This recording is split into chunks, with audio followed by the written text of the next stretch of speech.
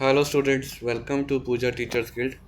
आज हम शुरू करेंगे क्लास 9th सिविक्स का chapter number 1, what is democracy, why democracy. Part 1 में हमने सारे के सारे कई टॉपिक्स क्लियर किए थे अच्छे से। अब जो रिमेनिंग पार्ट है इसमें हम क्लियर करेंगे। जल्दी से जल्दी कोशिश करेंगे इसको वीडियो को ख़त्म करने की 15-20 मिनट के अंदर अंदर। तो आइए शुरू करते हैं। पहला topic, one person one vote one value. इसमें हम जानेंगे कि कंट्रीज़ में क्या क्या है आगे। Earlier we read how the struggle for democracy was linked to the demand for universal adult franchise. हमने अभी जो पीछे स्ट्रगल पढ़ा है, पीछे जो डेमोक्रेसी में मेनली क्या है डिमांड उनकी, यूनिवर्सल एडल्ट फ्रेंचाइज कि सबको वोट देने का अधिकार हो। एक तो this principle has now come to be accepted almost over the world. ठीक है, ये जो यूनिवर्सल एडल्ट फ्रेंचाइज है लगभग पूरे ऑल ओवर वर्ल्ड में एक्सेप्टेड है। ठीक है, but yet there are many instance of denial equal right to vote. But कई कंट्रीज़ में अभी भी इक्वल वोट देने पर थोड़ा बहुत आनाकानी करते हैं। कुछ इसमें एग्जांपल दिए गए हैं, जैसे कि until 2015 in Saudi Arabia women did not have the right to vote। Saudi Arabia में 2015 तक वुमेंस को वोट डालने का अधिकार नहीं था। ठीक है, अब दूसरा इस्टोनिया की बात करेंगे। Estonia made its citizenship rule. Estonia में कुछ सिटीजनशिप रूल्स बनाए गए हैं। In such a way the people belonging to Russian minority find the difficult to get the right to vote. जो इस्टोनिया में रशियन माइनॉरिटीज़ हैं उनको वोट डालने का एक तो अधिकार नहीं है इस्टोनिया में। इसी तरीके से फिजी में भी वही बात है। फिजी जो हैगा एक कंट्री है, the electoral system is such that the vote of an indigenous. जो आपका फिजी है कंट्री में वोट डालने का एक अलग सिस्टम है। जो वहाँ पर एक इंडियन फिजियन है, काफ़ी सारे जो रहते हैं वहाँ पर इंडियन फिजियन, उनको एक तो वोट डालने का अधिकार नहीं है। ठीक है, तो democracy is based on a fundamental principle of political equality. Democracy based होती है कि सबको इक्वली राइट मिलना चाहिए, फंडामेंटल है पॉलिटिकल राइट। ठीक है, that give us third feature of democracy. तीसरा फीचर है इसमें डेमोक्रेसी का, इन अ डेमोक्रेसी में each adult citizen must have one vote and each vote must have one value. मतलब डेमोक्रेसी में हर एक को वोट देने की आज़ादी है। ठीक है, और हर एक वोट की वैल्यू भी एक ही मानी जाएगी। ठीक है, इसके बारे में और अच्छे से हम डीपली चैप्टर 3 में पढ़ेगी। तो आइए इसके आगे बढ़ते हैं। इसमें ये दे रखा है rule of law and respect for rights. ये एक स्टोरी दे रखी है, जिम्बाब्वे कंट्री है उसके बारे में अब हम पढ़ेंगे। Zimbabwe attend independence from white minority rule in 1980। 1980 में जो कि जिम्बाब्वे जो ब्रिटिशर्स थे उनसे आज़ाद हुआ। Since the country has been ruled by ZANU PF. उसके बाद से 1980 से अभी तक जानू पीएफ ही वहाँ पर लगातार सरकार बनाती आई है। The party had led the freedom struggle. ये जो जानू पीएफ है इसने काफ़ी ज़्यादा स्ट्रगल की है इंडिपेंडेंस पाने के लिए। तो it's leader Robert Mugabe ruled the country since independence. जो काफ़ी फेमस जो एक वहाँ पर लीडर थे रॉबर्ट मुगाबे, वो उन्होंने अभी तक वहाँ पर वो रूल कर रहे थे, मतलब इंडिपेंडेंस से लेकर अभी तक। Election were held regularly. Election regularly होते थे एंड ऑलवेज वोन बाय जानू पीएफ। और हमेशा कौन जीती थी पार्टी? जानू PF. President Mugabe was popular but also used unfair practice in election. काफ़ी ज़्यादा पॉपुलर थे रॉबर्ट मुगाबे, बट उनकी भी जो कुछ ट्रिक्स थी जीतने के लिए वो अनफेयर थी। ठीक है, over the year his government change the constitution several time, वहाँ पर काफ़ी बार कॉन्स्टिट्यूशन में चेंजेस लेकर आए, ठीक है। Several time to increase the power of the president and make him less accountable. जो प्रेसिडेंट की पावर बढ़ती गई और प्रेसिडेंट को लेस अकाउंटेबल बनाया, मतलब जवाबदेह कम बनाया जनता के प्रति। Opposition party worker were harassed and their meeting disturb. हमेशा जब भी अपोजिशन कोई पार्टी वगैरह करती थी, मतलब मीटिंग वगैरह करती थी, तो उसको डिस्टर्ब किया जाता था गवर्नमेंट के through. Public protest and demonstration against the government were declare illegal. कोई भी प्रोटेस्ट नहीं कर सकते थे अगेंस्ट गवर्नमेंट के, ठीक है। अगर करेंगे तो वह इलीगल माना जाएगा। There was a law that limited the right to criticise the president. वहाँ पर कानून के हिसाब से कोई भी प्रेसिडेंट को क्रिटिसाइज नहीं कर सकता था। Television and radio were controlled by the government and gave only the ruling party version. जो टीवी था, न्यूज़ था और रेडियो थे, मोस्टली कंट्रोल करते थे, गवर्नमेंट करता था, और जो भी उनकी मतलब कि हमेशा ही एक गवर्नमेंट के फेवर में ही बोलता था। There were independent newspaper. वहाँ पर कुछ इंडिपेंडेंट न्यूज़पेपर तो थे, but government harassed those those journalist who went against it. और जो इनके खिलाफ बोलते थे उनको काफ़ी ज़्यादा हरास किया जाता था। The government ignore some court judgment. जो गवर्नमेंट थी, कुछ जो कोर्ट के जजमेंट आते थे उसको भी इग्नोर कर देते थे। This went against it and preside जजेस। और जजेस को भी वो चेंज कर देते थे या कहीं उनका अपने पद से हटा देते। He was forced out office in 2017। 2017 को फोर्सली वहाँ से हटाया गया, प्रेसिडेंट जो उनकी पोस्ट से उनको हटाया गया काफ़ी ज़्यादा प्रोटेस्ट होने के बाद। The example of Zimbabwe shows that popular approval of the ruler is necessary in a democracy.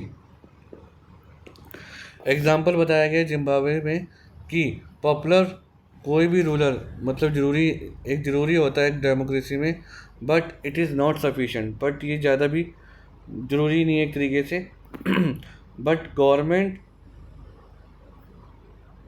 But it is not sufficient. Popular government can be undemocratic, ठीक है ना। जैसे अगर कोई पॉपुलर होगा तो वो अपने हिसाब से काम करेगा, और फिर जो अनडेमोक्रेटिकली काम करेगा तो वही बात है। तो गवर्नमेंट होना चाहिए, बट पॉपुलैरिटी से ही एक तरीके से ये नहीं हो सकता कि एक देश चल सके। Popular leader can be autocratic.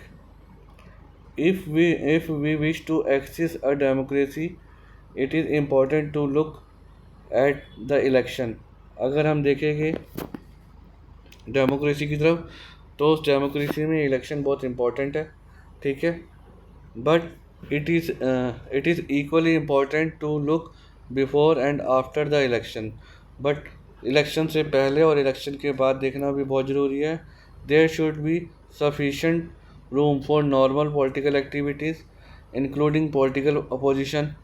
यहाँ पर मेनली जीतने के बाद या जो हार जाती है उनको मेनली एक तरीके से अपोजिशन बनाना चाहिए ताकि वो क्रिटिसाइज़ कर सके गवर्नमेंट को। This require the state should respect some basic right of citizen. ये एक तरीके से बेसिक राइट है सिटीजन के लिए ताकि वो अपनी आवाज़ उठा सके गवर्नमेंट के अगेंस्ट, ठीक है। They should be free to think, वह सोचने के लिए फ्री हो सके, और to have opinion to express in public. और जो भी ओपिनियंस हैं उनके अगेंस्ट गवर्नमेंट के या फेवर में, तो वो पब्लिक में अपने ओपिनियंस रख सके। टू फॉर्म एसोसिएशन बना सके, एक ग्रुप बना सके। To protest and take other political action, ठीक है, प्रोटेस्ट कर सके और पॉलिटिकल एक्शन भी बना सके। Everyone should be equal in the eye of law. हर कोई इक्वल होना चाहिए कानून के हिसाब से, ठीक है। This right must be protected by the an independent. ये जो राइट्स हैं हमेशा ही प्रोटेक्ट किए जाने चाहिए।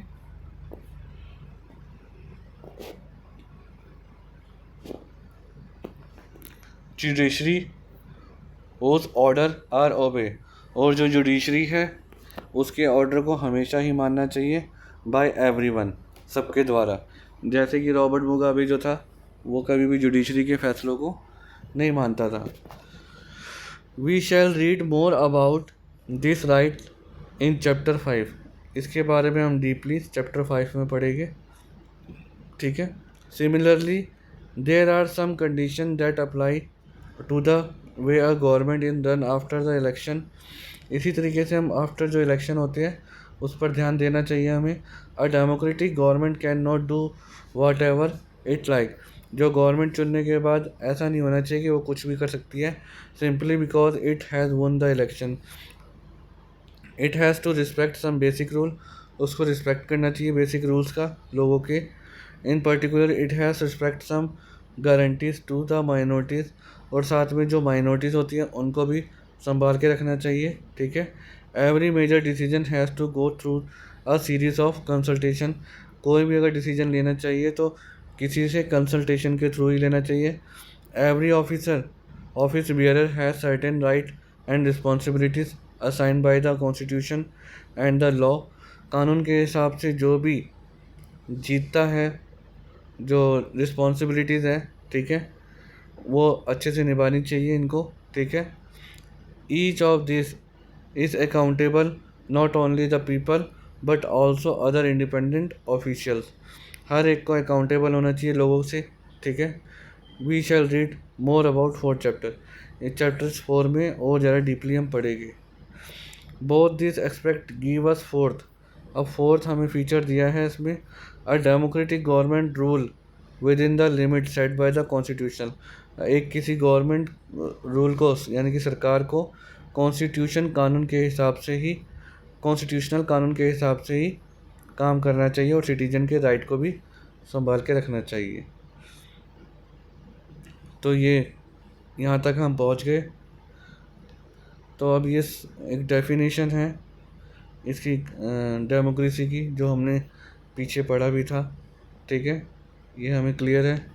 अब आगे बढ़ेगी, ये सब चीज़ें जो है कुछ ज़्यादा इम्पोर्टेंट नहीं है इसमें, इस चैप्टर में कई चीज़ें जो इम्पोर्टेंट नहीं है उसको छोड़ दो। अब वाई डेमोक्रेसी, पहले हमने पढ़ा था द फीचर ऑफ डेमोक्रेसी, और अब डेमोक्रेसी क्यों चाहिए इसके बारे में बात करेंगे। An argument broke out the madam Lyngdoh, ठीक है, लिंगदो जो मैडम है, she had finish teaching the previous section, जो प्रीवियस सेक्शन जो हमने देखा था अभी पढ़ा है वो उन्होंने पढ़ाया था, what is democracy, and asked the student if they thought democracy was the best form of government. Everyone had something to say. Debating, इसमें फिर डिबेट होती है कि डेमोक्रेसी क्यों चाहिए, डेमोक्रेसी क्यों, तो ये थोड़ी सी डिबेट है, इसको हम स्किप करते हैं, आगे देखते हैं। ये आर्ग्यूमेंट है अगेंस्ट द डेमोक्रेसी, क्वेश्चन बनता है इसमें, आर्ग्यूमेंट अगेंस्ट द डेमोक्रेसी, हम डायरेक्ट यहीं से शुरू करेंगे। This conversation has most of the argument that we routinely hear, हमने जो ऊपर डेमोक्रेसी की जो डिबेट थी वो रूटीनली हमने सुनी, ठीक है।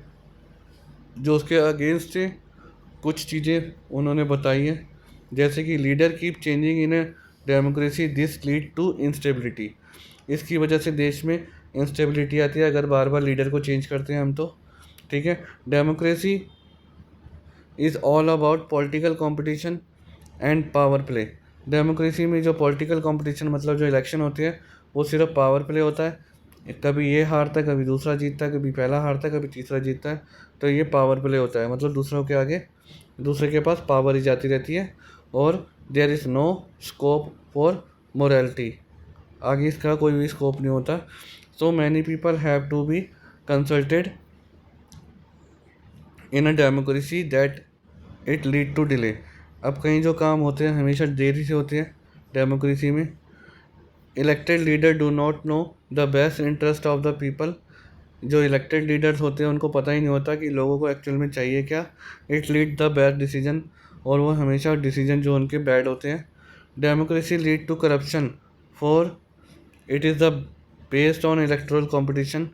जब कोई चुनाव होते हैं तो जो पॉलिटिकल लीडर्स होते हैं वो क्या करते हैं, इसमें करप्शन भी करते हैं, ठीक है। Ordinary people don't know what is good for them. जो ऑर्डिनरी पीपल्स होते हैं, गरीब लोग होते हैं, उनको यही नहीं बताता कि उनके लिए अच्छा क्या और गलत क्या है। They should not decide anything, और वो डिसाइड भी नहीं कर पाते कि क्या करना है उनको। ये है आर्ग्यूमेंट अगेंस्ट डेमोक्रेसी। इम्पॉर्टेंट है, इसको याद कीजिए, ठीक है, क्वेश्चन आ सकता है। दूसरा आर्ग्यूमेंट फॉर डेमोक्रेसी, अब फेवर में आर्ग्यूमेंट जो कि फेवर में इसके कर रहे हैं। ये अगेंस्ट था और ये फेवर में है, इन दोनों में से एक कोई क्वेश्चन पूछा जाता है। अब आगे चलेंगे, हम देखेंगे। पहला यहाँ से शुरू करते हैं। आर्ग्यूमेंट फेवर में अगर करेंगे तो आर्ग्यूमेंट यहाँ से शुरुआत होगी। अ democratic government is a better government. जो डेमोक्रेटिक गवर्नमेंट है वो बेटर गवर्नमेंट है, because it is a more accountable form of government, क्योंकि ये अकाउंटेबल जवाबदेह होती है जनता के प्रति, ठीक है। पहला पॉइंट ये हो गया। दूसरा पॉइंट, दस the democracy improve the quality of decision making. जो डिसीजन मेकिंग होती है डेमोक्रेसी में वो बहुत अच्छी तरीके से होती है, सारे जो भी कंसल्ट करते हैं आगे पीछे सबसे, ठीक है। तो दूसरा तो ये हो गया। Democracy provide a method to deal with difference and conflicts. Democracy में जो प्रोवाइड करते हैं मतलब मेथड है deal with the difference and conflict. अगर किसी में कोई किसी चीज़ का कोई कॉन्फ्लिक्ट है तो उसको अच्छे से डील करते हैं, ठीक है ना, एक तरीके से, मतलब ज़्यादा उसको लड़ाई झगड़े को बढ़ाते नहीं हैं। तीसरा ये हो गया। अब चौथा आ गया, democracy enhance the dignity of citizen. जो डेमोक्रेसी में, लोकतंत्र में जो लोगों की डिग्निटी है उसको बनाए रखती है, ठीक है। मतलब कि इज्जत के साथ एक जो लोग हैं आराम से रह सकते हैं।